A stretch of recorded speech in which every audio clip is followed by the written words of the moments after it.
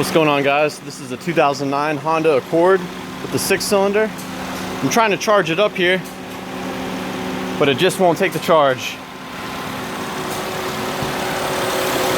It's telling me to turn the AC on, and I have the AC on inside of the car, but as you can see, the clutch is not turning over. The problem is the relay has failed. So I actually have a new relay here, but I'm going to show you where this relay is and how I figured out it was bad.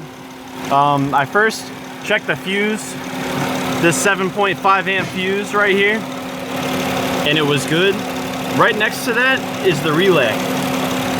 And I took my flashlight and I just tapped it. And when I did that, I actually heard the clutch kick in. Let me see if I can duplicate this.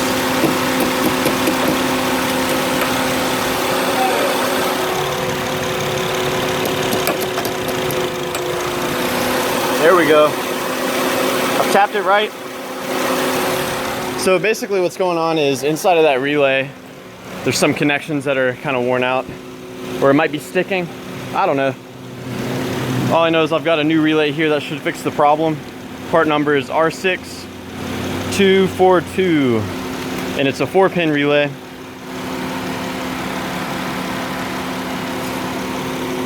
And to change it, you can just use needle nose.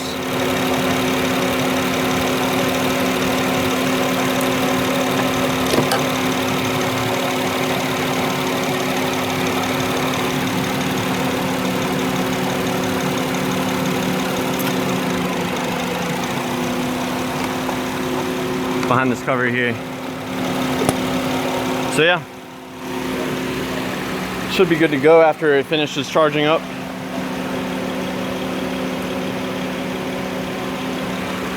But yeah, that's where you'll find the AC magnetic clutch relay on a 2009 Honda Accord.